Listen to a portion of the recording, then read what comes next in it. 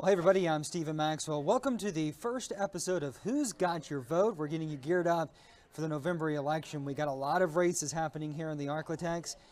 The two most notable ones, Congressional District 6 in Louisiana, it's that newly drawn district.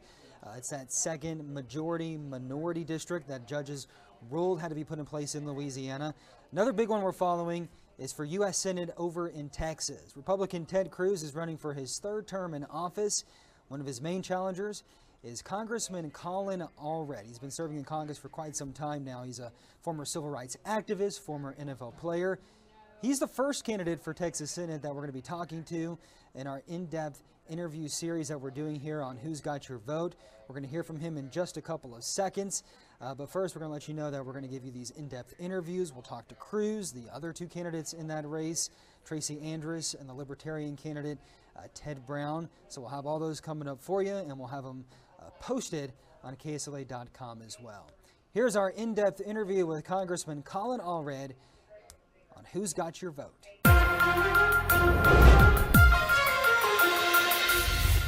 All right, Congressman Allred running for Texas Senate, running as a Democrat. Thank you for coming on today. Yeah, thanks for having me. I appreciate you. Absolutely. So first off, just want to talk about one of the bigger issues in Texas, border security, immigration. We heard it a lot during the presidential debate. Your opponent's been focusing on it as well. Tell us your specific plans you'd like to see when it comes to immigration in Texas. Well, my family is from the very tip of Texas, the Brownsville, Texas. So my grandfather was a customs officer, where my mom and my aunt were born and raised. I spent a lot of my childhood in Brownsville and in our border communities. And so to me, this is personal. And so I'm very ready to get to work on this and understand that what's happening at our border is a crisis, and that our immigration system is broken, and that our border communities are the ones who bear the brunt of that. And so that's why it's so important that when we have a bipartisan effort to bring $20 billion for border security, that no state would benefit more from than Texas, which is what the effort that we had earlier in the year here to do, to hire more immigration judges, more Border Patrol personnel, more asylum personnel, more technology for fentanyl screening. That's why it was important that we try and pass that. And I supported it. And Ted Cruz took it down because I think he would rather have the problem to run on in an election than solve it. He's had 12 years in the Senate to enact meaningful reform to try and help us secure our border, and he's got nothing to show for it. When I'm in the Senate, I'll make sure we have a secure border and that we fix our broken immigration system. One of the presidential candidates has also talked about building border walls, securing the border. What specifically would you like to see done? Well, border security has multiple components. One of them is physical barriers or walls or whatever you want to call it, but it's also technology. And most importantly, it's personnel. And I talked to our Border Patrol agents about this. There's only so much that they can do with the numbers that they have. And it's also true that when it comes to personnel, the current personnel that we have are being burnt out.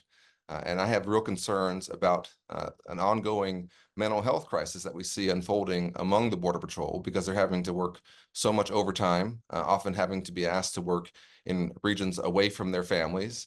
And they're seeing a lot of negative impacts from that. So even as they're bringing in more folks, they're often losing folks at the same rate.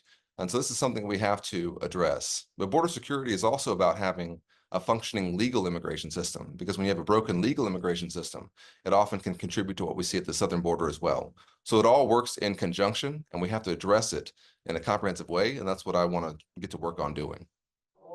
Your thoughts on what some call catch and release?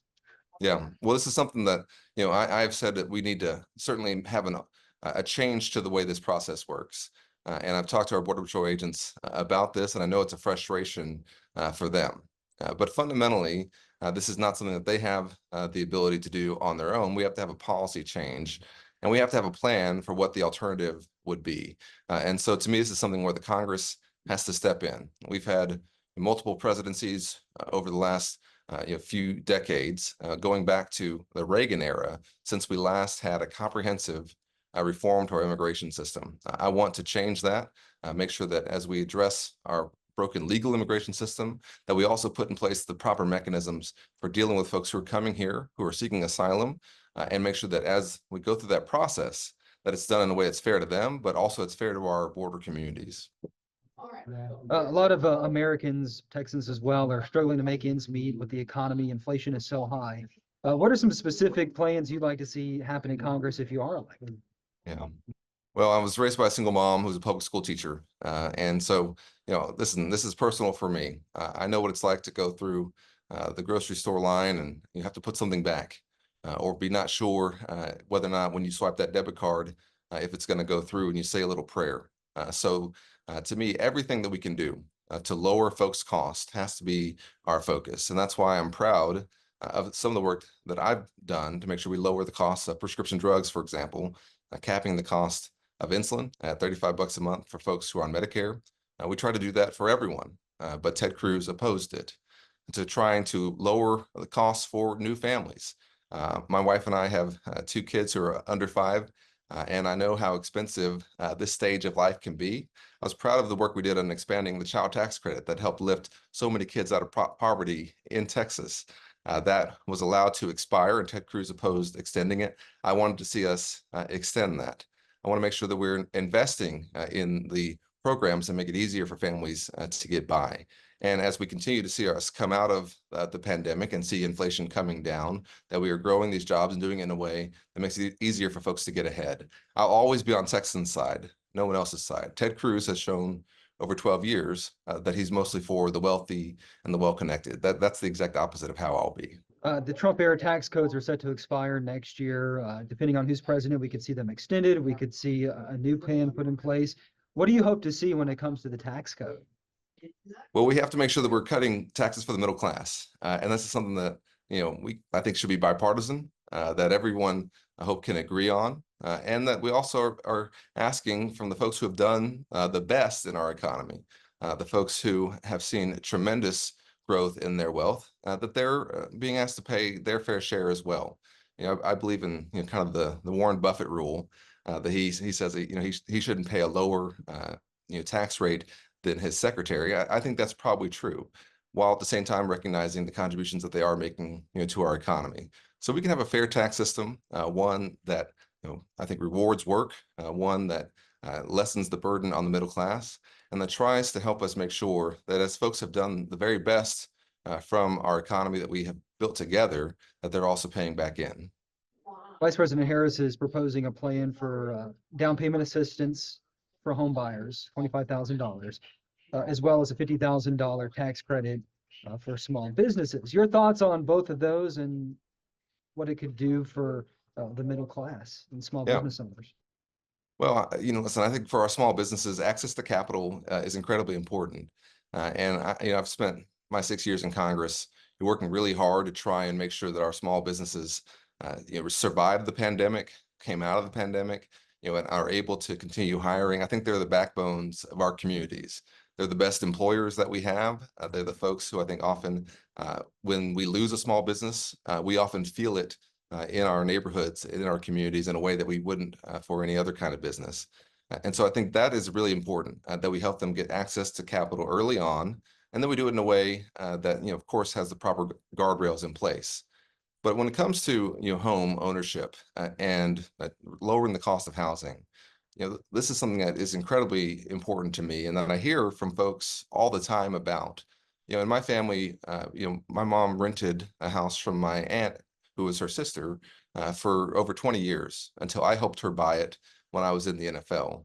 And so I recognize how difficult it can be when there's housing supply is so short, and when the cost of housing gets to be so high. And here I think we have to address the supply issue first, which is that we have to make sure that we are building much more housing, and that we are building affordable housing that's connected to our neighborhoods and communities, and doing it in a way that allows us to increase that overall supply while we know the demand is going to continue to increase. And so that's what I've been focused on in my time in Congress. I look forward to working on that in the Senate as well. Senator Cruz says that 25,000 assistance for home buyers would jack up the prices of homes. Your response?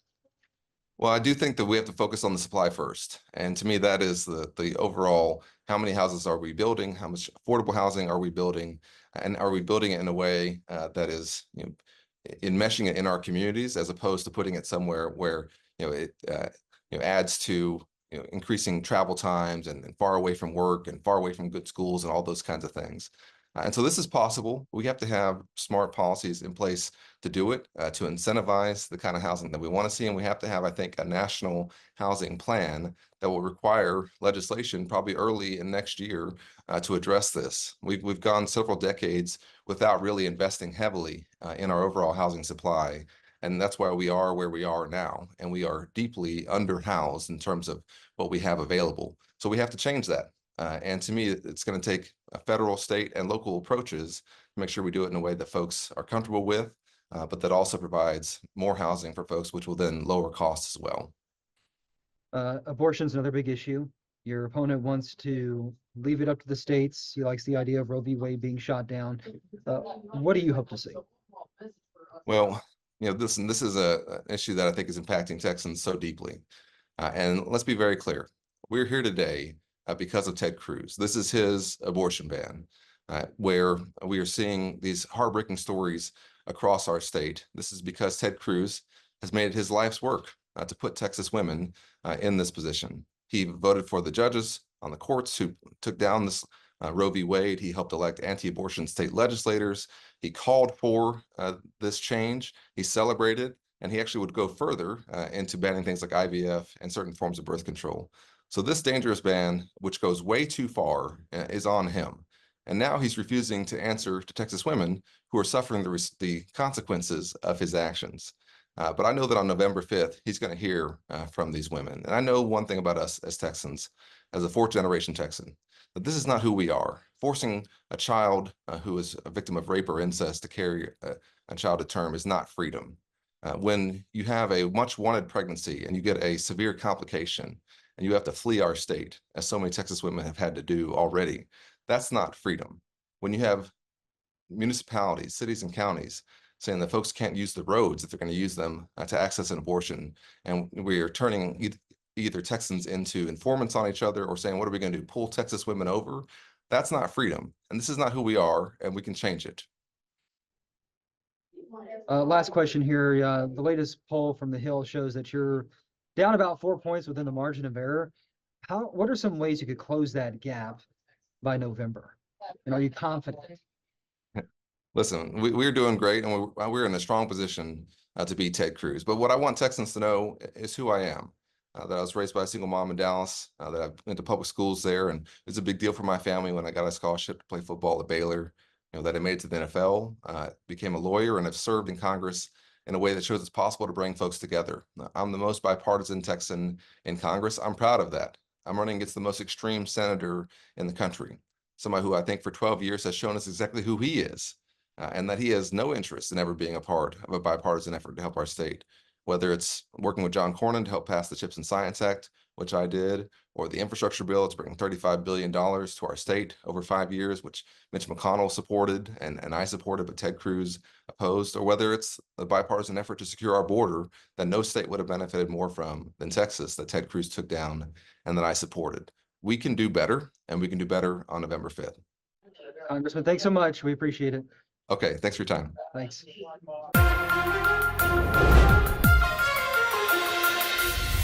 Coming up Friday, we'll talk with Tracy Andrus, Democrat for Texas Senate.